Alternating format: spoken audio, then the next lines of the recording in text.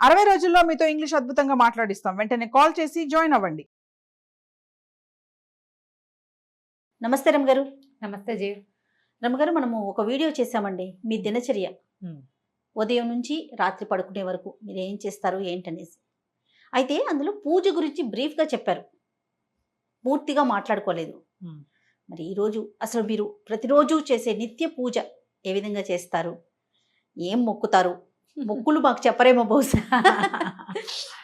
ఏం చేస్తారు రమగారు? ఎట్లా? సాధారణ పూజ చేయాలి. అవునా? అంటే నా పెళ్ళికి ముందుకి పెళ్ళికి తర్వాతకి తేడా ఉంది. మా శాఖలు వేరు. సో అమ్మ వాళ్ళ ఇంట్లో పూజా విధానం ఒక రకం. అందులో రోజు ఆడపిల్లలు ఇంట్లో ఉన్న వాళ్ళందరూ పూజించే విధానాలు అవి తెలీదు. మా అమ్మ దేవతార్చన చేసేటప్పుడు ఏవో స్తోత్రాలు వరుసగా ఆవిడ చదువుకుంటుండేవారు. అవి విని విని విని నాకు దేవతార్చన విధానం అలవాటైంది, బాగా వచ్చింది. కాకపోతే అది దానికి ప్రత్యేకంగా మడిగట్టుకోవాలి. మా పెరమాళ్ళని అందరూ ముట్టుకోరు. మా ఇంట్లో విధానం అది. ఈ అత్తవారింట్లో పూజా విధానం వేరు. అమ్మ వాళ్ళది నిలుబొట్టు, అత్తగారి వాళ్ళది అడ్డబొట్టు. ఓకే. ఈ బొట్టు తేడాతోటి పూజా విధానాల తేడాలు ఉంటాయి. తులసి పూజ అవి మా ఇంట్లో అలవాట్లేదు. మరి మా వాళ్ళల్లో ఎవరైనా చేస్తారేమో. తులసితోటి స్వామిని పూజిస్తాం కానీ తులసికి పూజ తెలియదు అనమాట. నోములు వ్రతాలు అవి ఉండవు మాకు. పుట్టింట్లో లేవన్నమాట, నోములు ఉండవు. ఈ మన పౌర్ణమి నోములని, వరలక్ష్మి వ్రతము, తర్వాత మంగళగౌరి వ్రతాలు అవి ఏం చెయ్యం మేము. ఓకే. అక్కడ ఉండవు. వాళ్ళకి ఆ సిద్ధాంతం కాదనమాట. వాళ్ళ సిద్ధాంతం వేరుగా ఉంటుంది. అయితే తర్వాత కొంచెం కాస్త పెద్దవాళ్ళం అయ్యాక వినాయక చవితి ఒకటి బాగా చేసుకుంటూ ఉండేవాళ్ళం. తర్వాత వరలక్ష్మి వ్రతం పూజ చేసుకోవటం. లక్ష్మీ పూజే కదా, ఆడపిల్లలకు మంచిదని మా రంగపిన్నో మా ఆండక్కో ఎవరో వాళ్ళిద్దరిలో వాళ్ళు ప్రవేశపెట్టారు వరలక్ష్మి వ్రతం. అప్పుడు మా అమ్మ పూజ, మాకు మా దేవతార్చన అయిపోతే విడిగా మేము ఒక పీట పెట్టుకుని బంగారపు వస్తువు ఏదైనా పెట్టుకుని వరలక్ష్మి వ్రత విధానం పుస్తకం చదువుకుని పూజ చేసుకునేవాళ్ళం. అదే మాకు తెలుసు, అంతకంటే తెలియదు. అత్తవారింటికి వచ్చాక వీళ్ళ పూజా విధానం అవి కొంచెం వేరుగా ఉంటాయి. వీళ్ళకి నోములు అవి ఉన్నాయి. మూగిదానికైనా 3 నోములు 3 వేలు చూపించేవారు మా అమ్మగారు. ఓకే. మా వారి నాయనమ్మ, అత్తగారు లేరు కదా, సో మా వారి నాయనమ్మ ఉండేవారు, మా అమ్మగారు ఉండేవారు. 3 నోములు అని మన వరలక్ష్మి వ్రతం చేయించారు. మంగళగౌరి నోములు పట్టించారు. 5 సంవత్సరాలు చేయవలసింది. తర్వాత ఏమో పువ్వు తాంబూలం పండు తాంబూలం నోము ఒకటి నోయించారు. తర్వాత 16 ఫలాల నోము అదొకటి పట్టించారు అనమాట. వరలక్ష్మి వ్రతం ఏటా చేసుకునేది. క్రమంగా ఇది నేను నేర్చుకున్నా. అయితే ఈ మామగారు అప్పుడప్పుడు ఉంటుండేవారు కానీ రెగ్యులర్గా ఎప్పుడు నాతోటే లేరు. ఎప్పుడైనా వచ్చేవారు. ఆవిడ పూజా విధానాన్ని నాకు నేర్పించేసే ప్రయత్నం చేయలే. నేను చదువుకున్న పిల్లని, సంస్కృతం వచ్చు, పెద్దింట్లో నుంచి వచ్చాను కాబట్టి కొంత ఏదో చేసుకుంటుందిలే అన్నట్టుగా దీపం పెట్టుకోవటం ఒకటే పూజా విధానంగా ఉండేది నాకు తెలిసి అప్పట్లో పెళ్ళైన కొత్తల్లో. ఆయన మావారు సంధ్యావందనం చేసుకోవటము, ఆయన జపం చేసుకోవటం చిన్నతనంలో వాళ్ళకి ఉపనయనాలు చేసేసారు 7-8 ఇయర్స్కే. అప్పటి నుంచి ఆయన వాళ్ళకి బాగా అలవాటు. మా మరుదులు కూడా చాలా బుద్ధిమంతులు ఆ విషయంలో. పొద్దున్నే లేచేసి సంధ్యావందనం చేసుకోవటము, సొంతంగా జపం చేసుకోవటము అది ఉండేది. ఓకే. ఈ పూజ ఏముంది, నేను దీపం పెట్టుకోవటం, 4 పువ్వులు పెట్టడం, ఏదైనా పళ్ళు నైవేద్యం పెట్టడమే చేసేదాన్ని. దీపం కూడా ఆయన ఒకసారి పెట్టేసేవారు, నేను మళ్ళీ అందులో కొంచెం నూనె వేసేదాన్ని. అలాగే చేసేదాన్ని. ఒక 3-4 సంవత్సరాల పాటు వరలక్ష్మి వ్రతం, మంగళగౌరి నోములు, ఏదైనా సత్యనారాయణ వ్రతం చేసుకుంటే అది తప్ప మొదటి 4 సంవత్సరాల పాటు నేను ఏమీ పెద్దగా శ్రద్ధగా చేసింది అయితే లేదు. ఇవన్నీ నిజాలే, ఇందులో దాచేందుకు ఏం లేదు. అయితే 4 ఏళ్ళు మా పెద్ద అబ్బాయికి ఒక ఏడాది ఇంచుమించుగా 1.5 వయసు ఉండగా మా వారికి కొంత పరిచయస్తులు, బహుశా బాబాయ్ గారి ఫ్రెండ్స్, వీరి మావయ్యకి ఫ్రెండ్స్ అనమాట. ఫ్రెండ్ ఒక ఆయన మోహన్ రావు గారు, వారి పేరు తలుచుకుంటేనే చాలా సంతోషంగా ఉంటుంది. ఆయన నాకు చెప్పారు, అమ్మ లలితా సహస్రం చదువుకోండి మీరు. నా పెళ్లి నాటికి నాకు లలితా సహస్రం రాదు. ఇంచుమించు నాకు ఒక 30 సంవత్సరాలు వస్తూ ఉండగాను, ఇంకా రాలేదు, 30 రాకముందే నేర్చుకున్నాను అనుకో. మా పెద్దక్కయ్య లలిత కామ్యం, అందరూ చదవకూడదు అనేది. మా ఇళ్లలో అసలు లలితా శాస్త్రం చదివే పద్ధతే లేదు. అయితే ఒకసారి చెప్పడానికి మొదలుపెట్టింది. మేము ఒక 20-15 శ్లోకాలు నేర్చుకున్నాం. మా అక్కయ్య నోటికి చెప్పేది. అక్కయ్య చదువుకోవటమే, అయితే అక్కయ్యకి చెప్పడం వచ్చు. నేను ఎట్లా చెప్తున్నా అట్లా మా పెద్దక్కయ్య చెప్పేది. నేను, మా ఆఖరక్కయ్య, మా పెద్దక్కయ్య గారు అమ్మాయి, అట్లా మేము ముగ్గురున్నాం. మాకు తొందరగా వస్తాయి. సంస్కృతం ఒకటి ఉంది కదా, ఒక 18 శ్లోకాలు ఏమో 20 శ్లోకాలు చెప్పుకుని ఉంటాం అంతే, అంతకంటే చెప్పుకోలే. ఆయన లలితా శాస్త్రం చెయ్యండి అని చెప్తే ఇక అప్పుడు రోజు చదవటం నేర్చుకోవడం కోసం నేనే సొంతంగా చదువుకున్నా. అందరికంటే నాకు ప్లస్ ఏంటంటే నాకు సంస్కృతం రావటం. వాచా దోషాలు లేకుండా చదవటం వచ్చు. ఆ, ఒక పదాన్ని అక్కడ ప్రింట్లో తప్పు ఉంటే ఈ అక్షరం ఇట్లా ఉండకూడదు, ఇది కాదు అయి ఉంటుంది, పదం ఇది కాదు అని నేను సరి చేసుకోగలను.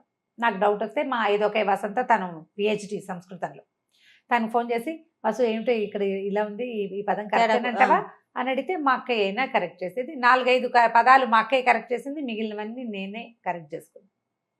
అట్లా లలితా సహస్రం చదవటం అలవాటైంది. రోజు అప్పుడు చదువుకునేవారు. రోజు చదివేదాన్ని. ఇప్పుడు కూడా చదువుతా కానీ అంత అప్పుడు నేర్చుకోవడం కోసం ప్రతిరోజు పెద్ద స్వరంతో, పెద్ద గొంతుగా తన వాయిస్ పెద్దది. ఆ తర్వాత నన్ను ఖడ్గమాల వైపుకి తిరిగింది మనసు. లలిత, ఖడ్గమాల, ఈ 2 దేవి ఖడ్గమాల కూడా అవి చాలా అట్రాక్ట్ చేస్తాయి అన్నమాట. తర్వాత అంటే మా పెళ్ళైన ఒక 10-11 సంవత్సరాలకి మా మామగారు చేసేవారు రెగ్యులర్గా దసరా ఉత్సవాలు 10 రోజులు ఉత్సవాలు చేయటం మా ఇంట్లో అలవాటు ఉంది. మా వారికి ఏదో ఒక ఉత్సాహం వచ్చింది, తను చేద్దాం అనుకున్నారు. అప్పటి నుంచి మొదలుపెట్టి ఇప్పటిదాకా దసరాలు చేస్తూనే ఉన్నాం మేము. దసరా ఉత్సవాల కోసం ప్రత్యేకంగా కలశం పెట్టుకోవటము మా ఇంట్లో ఉంది. నవరాత్రులు చేస్తారు. నవరాత్రులు చేస్తాం. 10 రోజులు పగలు ఉపవాసం, రాత్రి భోజనం, 2 పూట్ల లలిత ఖడ్గమాల ఇవి చదువుకోవటం. నాకు అప్పటి నుంచి త్రిశతి చదవటం అలవాటైంది. ఓహో. లలిత సహస్రము ఖడ్గమాల కంటే కూడా త్రిశతి విపరీతంగా ఆకర్షించింది నన్ను. అది చదువుతూ ఉంటే ఎలా వస్తుందంటే ఒక పూనకం వచ్చినట్టు ఉంటుంది అనమాట. అసలు అమ్మవారి యొక్క ఆవిడ యొక్క శక్తి ఒక్కొక్క పదంలో తెలుస్తూ ఉంటుంది. అర్థం అవ్వటం ఎంత ప్లస్ అంటే, నేను భగవంతుడికి కొన్ని లక్షల సార్లు నమస్కారం చేసుకున్నా. నన్ను ఒక సంప్రదాయ సంస్కృత పండితుల ఇంట్లో పుట్టించి ఈ పదాలకి అర్థం తెలుసుకోగలిగే మాత్రపు ప్రజ్ఞని నాకు పెట్టినందుకు, నా పూర్వజన్మ కర్మ ఫలితం వల్ల, భగవంతుడి అపార కృపాకటాక్షాల వల్లే అది కుదిరింది. ఆ పదాల అర్థం తెలిస్తే ఆ శక్తిలోకి మనం ప్రవేశిస్తున్న భావన వస్తుంది. అవునమ్మా, అవును. స్పెల్లోకి మనం వెళ్ళాలి లోపలికి. ఆ వెళ్ళగలిగే అవకాశం లభించింది. అట్లా ఈ లలిత మొదలుపెట్టిన దగ్గర నుంచి నాకు నిత్య గౌరీ పూజా విధానం ప్రాక్టీస్ చేశాను నేను. మా వాడికి, మా పెద్ద అబ్బాయికి 2 ఏళ్ళు అంటే ఇప్పటికి ఇంచుమించుగా ఒక 23 సంవత్సరాల నుంచి నిత్యము గౌరీ పూజ, షోడశోపచారాలు గబగబ గబగబా చేసేసుకుంటా. శుక్రవారం మాత్రం లక్ష్మీ పూజ. ఇది ప్రాక్టీస్ అయింది. అప్పటి నుంచి చేస్తూనే ఉన్నా. మామూలుగా నాకు స్తోత్రాలు అవి చాలా అలవాటున్నాయి. దీంతో పాటు ఇంకొక విషయం ఏం చెప్పాలంటే, సమాశ్రయణం అంటారు వైష్ణవులలో, అదొక విధానం. అంటే శ్రీ వైష్ణవ పూజా విధానంలో ఈ శంఖ చక్రాలు వేస్తారు భుజాల మీద. ఎవరికైనా శ్రీ వైష్ణవం ఇవ్వచ్చు అలాంటివి వినుంటారు కదా. అవునమ్మా. నాకు కూడా సమాశ్రయణం అయింది. నా పెళ్లికి ముందే చేశారు. అప్పుడు స్వామివారు ఒక అవకాశం ఇలా చెయ్యండి అని చెప్తే, మా అమ్మ మా ఇంట్లో ఎవరిదో సమాశ్రయణాలు జరుగుతున్నప్పుడు, నాకు వివాహానికి ముందే జరిగింది. సాధారణంగా వివాహం అయ్యాక చేస్తారు. మరి భగవంతుడు నాకు, ఆయన నా మీద చూపించిన అపార కృపాకటాక్షాల్లో అది కూడా ఒకటి. అది అవ్వటం వల్ల నేను ఇంకా వేరే ఏ మంత్రోపదేశము తీసుకోలేదు. అష్టాక్షరి ఉపదేశం నాకు వివాహాత్ పూర్వమే ఉంది. నేను శాఖ మారిన నారాయణమూర్తి నాతోటే ఉన్నాడు. ఆయన నన్ను వదిలిపెట్టల. ఈ రోజువారీ పూజా విధానం ఇవన్నీ చేసిన ద్వయమంత్రం లేకుండా, అష్టాక్షరి లేకుండా నా రోజు గడవదు. దానికి గురు పరంపర చెప్పుకోవటం, రూపం ధరించడం, బొట్టు పెట్టుకోవటం, అవి చేయటల్లా. వీరు విధానం వేరు కదా. దాని మీద తగాదాలు వాటికి వెళ్ళడం. నారాయణుడు నాతోటి ఉన్నాడు, బొట్టులో ఉండక్కర్లేదని భావించాను నేను. ఇది ఇప్పుడు ఎవరికైనా సమాధానం చెప్పాల్సిన అవసరం కూడా లేదు కదా. మీకు నా సొంత విషయం కదా, నా సొంత విషయం. మా అమ్మ వాళ్ళు పెద్దగా అభ్యంతర పెట్టలేదు. నేను నా అష్టాక్షరి తీసుకున్నా, మా వారికి నేను చేసుకునేది అది నాదే, నేను ఎవరికి చెప్పక్కర్లేదు. ఇప్పుడు ముఖతః చెప్తున్నాను కానీ తెలుసు వాళ్ళకు కూడా. నేను అష్టాక్షరి చేసుకుంటా తప్పకుండా. ఒక 108 ఖచ్చితంగా మాలతోటి జపం చేసుకున్నాక అప్పుడు వేరే పని చేసుకుంటాను. ఎంత పరిగెడుతున్నా ఇవి 2 మాత్రం ఇది తప్ప. ఆ స్నానం చేసి నేనేం చేస్తాను, నేను చదువుకునే స్తోత్రాలు నాకేంటంటే మా ఇంట్లో అలవాటు ఉన్నవి కొన్ని ఉన్నాయి రెగ్యులర్గా చేసేవి. పంచాయుధ స్తోత్రము, తర్వాత ఏమో వెంకటేశ్వర సుప్రభాతము, ప్రపత్తి స్తోత్రము. సుప్రభాతాలు రోజు చదవను, శనివారం మాత్రమే సుప్రభాతం చదువుతా. ప్రపత్తి స్తోత్రాలు రోజువారి గడగడ వెళ్ళిపోతాయి. అవి అలవాటు అయిపోయింది చిన్నప్పటి నుంచి. ముందు నుంచి వచ్చు అవి నాకేంటంటే ఇప్పుడు రావట్లేదు జయ. ఇదివరకు ఎవరైనా 4-5 రోజులు వరుసగా చదివితే తర్వాత నాకు వచ్చేసేవి. మా అమ్మగారు చదివే రామరక్షా స్తోత్రం అవన్నీ మా అమ్మ చదువుకునేది. ఇవన్నీ రావటంతో స్నానం చేసి నేను దేవుడి దగ్గరికి వెళ్ళే లోపల కుదిరితే ఉచ్చేశ్రవంతో పెద్ద సౌండ్, లేకపోతే నోట్లో అయినా వరుసగా గణేష పంచరత్నాలు, తర్వాత ఏమో సుబ్రహ్మణ్యాష్టకము, తర్వాత ఏమో వెంకటేశ్వర కరావలంబము, ఈ 3 లైన్. ఈ 3 చదివాక పంచాయుధ స్తోత్రం. పంచాయతీ స్తోత్రం బాగా చిన్నప్పటి నుంచి అలవాటు, పంచాయతీ స్తోత్రం చదువుకోవటం. ఆ తర్వాత స్వామివారిది సుప్రభాతాలు, ఇవి ఈ లైను, ఇవి ఒక 3. వీటితో పాటు రామరక్షా స్తోత్రం బాగా ఇష్టం. రామరక్షా స్తోత్రం, కాలభైరవాష్టకం అప్పుడప్పుడు చదువుతాను. దక్షిణామూర్తి స్తోత్రం చాలా ఇష్టం నాకు. దక్షిణామూర్తి, ఈ మొత్తం ఇన్ని స్తోత్రాలు కలిపి అటు ఇటుగా నేను అక్కడే కూర్చుంటే ఒక 20 నిమిషాలు 25 నిమిషాలు పడుతుంది నాకు కూర్చుని ఉంటే. ఖాళీగా అలవాటు ఉంది కదా, కంఠస్థం అలవాటు ఉంది కాబట్టి అక్కడ కూర్చోక్కర్లేదు, పని చేసుకుంటూ ఇవి చదివేసుకుంటా. అక్కడి నుంచి దేవుడి దగ్గర కూర్చున్నప్పుడు దీపారాధన చేయటం, పువ్వులు తెచ్చుకోవటం. అంటే బయట నుంచి కొనుక్కొచ్చిన పువ్వులని ఇప్పుడున్న నేను కొత్తగా వెళ్ళే 5-6 సంవత్సరాల క్రితం ఇల్లు తీసుకున్నాం. అక్కడ ఏంటంటే కింద కాసిన మొక్కలు ఉన్నాయి, ఏవో పువ్వులు వస్తాయి. నా అదృష్టం ఏంటంటే భగవంతుడు నాకు తోడబుట్టిన వాళ్ళని ఎంతమందిని ఇచ్చాడో, అలా ప్రేమగా నాతో ఉండే వాళ్ళని కూడా కొంతమందిని ఇచ్చాడు. కింద ఫ్లోర్ లో ఉండే జ్ఞానశ్రీయే ప్రతిరోజు పువ్వులు కోసి నాకు తెచ్చిస్తుంది, పంపిస్తుంది, పట్టుకొచ్చిస్తుంది. 90% తనే తెచ్చిస్తుంది. గ్రేట్. ఒక్కొక్కళ్ళని అట్లా ప్లస్ చేస్తాడు. ప్లస్ పువ్వులు పట్టుకొస్తుంది. ఏమైనా కొన్న పువ్వులు, చామంతులు అవి ఉంటే అవి పెట్టుకుంటే పువ్వులు పెట్టుకోవటం, ఈ వరుస లైన్ అంతా చదువుకోవటం. ఖడ్గమాలు కూడా చదివేస్తే అక్కడక్కడ ఖడ్గమాలే వెళ్ళిపోతుంది. శుక్రవారాలు నేను ఇంట్లో ఉన్నప్పుడు మాత్రం లలిత కానీ త్రిశతి కానీ చదువుకుంటా. దసరాల్లో పూర్తిగా ఇవి 3 వీటిని అలవాటుగా చదవటం అలా ఉంది. సాయంకాలాలు ఏం చేస్తాను, దీపం పెట్టుకుని ఎక్కువ ఏం చెయ్యను. సాయంత్రం తేలిగ్గా 1-2 స్తోత్రాలు చదువుకుంటా. త్రిశతి సాయంత్రం చదివితే ఏంటంటే పగలు పనిచేసిన అలసటంతా పోతుంది జయ. ఏంటో నాకు అవునా అవకాశం దొరుకుతుంది, దొరుకుతుంది అప్పుడప్పుడు, రోజు ఉండదు. ఇప్పుడు నేను ఇక్కడే 7:30 అయిపోయింది అనుకో, నా వల్ల కాదు ఇంకా కూర్చోవటం. పెంద్రాలే వెళ్ళిన రోజున తప్పకుండా చేస్తాను. దీంట్లో వీటిలలో ఒక్కొక్క రోజు ఒక్కొక్కటి ప్లస్ చదవబుద్ధి అయితే ఆ పూట ఖాళీగా ఉన్నాను అనుకో, కాలభైరవాష్టకం, తర్వాత జగన్నాథాష్టకం చాలా ఇష్టం నాకు, పూరి జగన్నాథుడి గురించి అదొకటి చదువుతాను. మధురాష్టకం అవి ఇష్టం. కృష్ణుడికి సంబంధించిన చాలా స్తోత్రాలు. ముకుందమాల మా ఇంట్లో ఉపదేశం ఉంది, నాయనమ్మకు ఉండేది. మా నాయనమ్మ ఆవిడ ఇట్లా మంచంలో ఉన్నా కూడా గుష్యతే ఎస్సే నగరే అనుకుంటూనే ఉండేవారు. దాంతో అదొకటి బాగా ఇష్టం. నేను ఆ ముకుందమాల పాఠం కూడా చెప్పాను. ఓహో, బాగా ఇంట్రెస్టింగ్ గా ఉంటుంది ముకుందమాల కూడా. అది కూడా అసలు ఎట్లా కృష్ణుడిలోకి మనని తీసుకెళ్ళిపోతుందంటే అర్థం కావాలి. ఇక్కడ ప్రధాన అంశం ఏంటంటే రమ్మగారు, మీకు వాటి భావం తెలియటం, దాని వలన పూర్తిగా ఇన్వాల్వ్ అయిపోతారు, దాని లోపలికి వెళ్ళిపోగలుగుతారు కదండి. నిజంగా అది చెప్తున్నాగా, లక్షల సార్లు కృతజ్ఞతలు చెప్పుకున్నా భగవంతుడికి అసలు అది తీరదన్నమాట. ఉన్నావు నాయన. అందుకని ఇప్పుడు లేకపోతే అంత అవకాశం అందరికీ లభించదు. అవునవును అవును. ఆ లభించటం, దాంతో పాటు నాకు భక్తి ఉండటం, ప్రధానంగా భగవంతుడి మీద ఆసక్తి ఉండటం.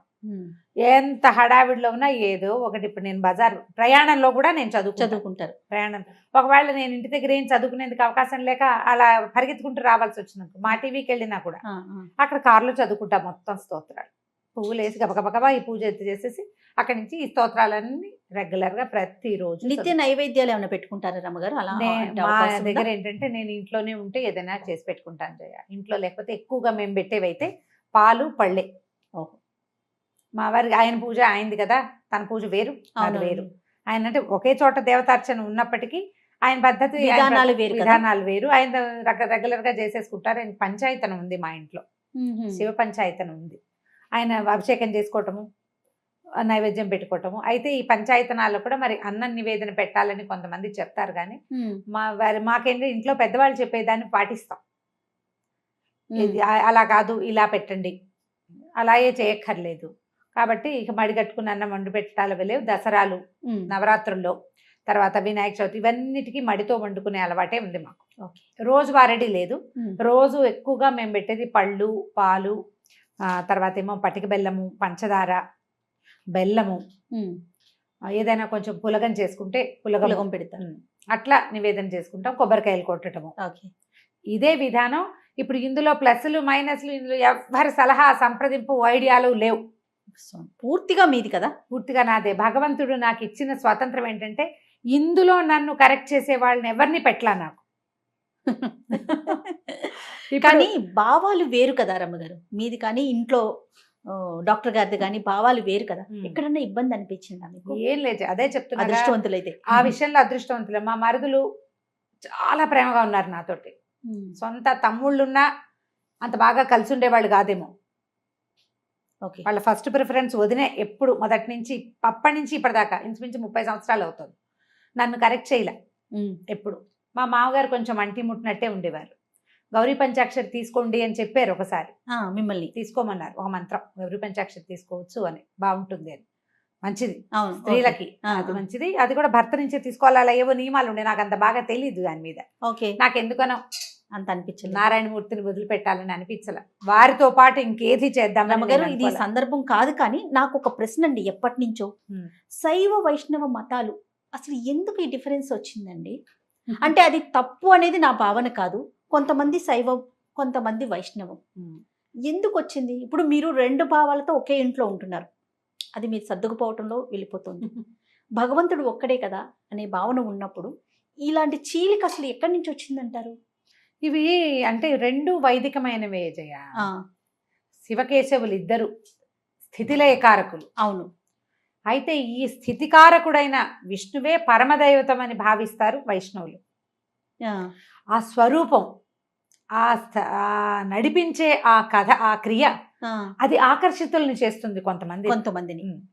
శివుడు లయకారకుడు, ఐశ్వర్యకారకుడు, ముక్తి ప్రదాయకుడు, ఆయనే పరమదైవతమని కొంతమంది భావిస్తారు. నీకు చూడు, ఆ పచ్చటి చెట్టు ఉంటే ఆ పచ్చటి చెట్టు మీద కొంతమందికి దృష్టి నిలుస్తుంది. దాని మీద ఒక గులాబీ రంగు పువ్వు ఉంటే గులాబీ పువ్వు మీదకి కొంతమందికి దృష్టి వెళ్తుంది. ఈ రెండిట్లలో ఏది కరెక్ట్? ఎవరి భావన వారిది కదా, వాళ్ళది. దీంట్లో ఏమైందంటే నాదే కరెక్ట్ అనేది తీవ్రత వచ్చేసింది. ఆ భావం కరెక్ట్ అండి. కరెక్టా అంటే మనం చెప్పలేకపోతాం జయ. మనం ఇదంతా మాబ్లో ఉంటుంది, జనాలు గుంపుగా చేరినప్పుడు వాళ్ళ భావాలు ఉంటాయి. నారాయణమూర్తి ఆ స్వరూపము, ఆయన ఆ చెప్పబడుతున్నటువంటి రకరకాల క్రియలు, ఈ దశావతారాలు, ఇవి కాకుండా చెప్పబడే మొత్తం 21 రకాల అవతారాలు, అవన్నీ ఆకర్షితుల్ని చేస్తాయి కొంతమందిని. పరమేశ్వరుడు, ఆయన యొక్క రుద్రమూర్తులు, ఆయన యొక్క క్రియాకలాపాలు, సదాశివుడుగా నిరంతరము శక్తితో కలిసి ప్రపంచంలోనే ఉండటము, ప్రపంచ నిర్మాణ శక్తి పరమేశ్వరుడే అవటము కొంతమందిని ఆకర్షితులు చేస్తుంది. భగవంతుడు నాకు ఇచ్చిన వరం ఏంటంటే, నాకు వీళ్ళిద్దరిలో తేడా లేదు. అది ఎంత ఆకర్షిస్తుందో ఇదంతా ఆకర్షిస్తుంది నన్ను. నేను లలితలో ఎంత మిళితమైపోతానో విష్ణు సహస్రనామంలో అంత వెళ్ళిపోతాను. విష్ణు సహస్రనామము చదువుకుంటాను, అది రోజువారీ క్రియ. అంటే అంశాలు వేరైనా భావం ఒకటే కదా. ఒకటే, భగవంతుడు ఒకడే. నిన్ను ఆకర్షించే భావాలు 2 వేరు ఉంటే ఒకదాని మీద తీవ్రంగా వెళ్తాం. అందుకని అట్లా వచ్చింది. విష్ణు సహస్రనామం కూడా నా రోజువారీ కార్యక్రమాల్లో ఉంటుంది. కడకడగడ ఏముంది, 7-8 నిమిషాలు పడుతుంది. అది అలవాటు అయిపోయింది. అలవాట్లో చదువుకుంటూ ఉంటాను. ఇప్పుడు ఇది కరెక్టా కాదా, మీరు అలా ఎలా చేస్తారు, లాంటి ప్రశ్నలు ఇందులో కుదరదు. నా ఆసక్తి భగవంతుడి మీద నాకున్న విశ్వాసం అంతే. నేను ఎలాంటి స్వరూపమైనా నన్ను ఆకర్షిస్తుంది. లక్ష్మీ నరసింహస్వామి ఎక్కువ ఆకర్షిస్తాడు. మా పుట్టింట్లో ఉండటం వల్ల మాకేమో ఇలవేల్పు నరసింహస్వామి. నాకు అసలు నరసింహస్వామి విగ్రహం ఎక్కడైనా చూస్తే నాన్నని చూసినట్టు ఉంటుంది. నాకు పరిగెత్తుకుంటూ వెళ్ళిపోతాం. అక్కడ నరసింహస్వామి కనపడ్డంటే మావాడు అంతే, అలాగే అనిపిస్తుంది.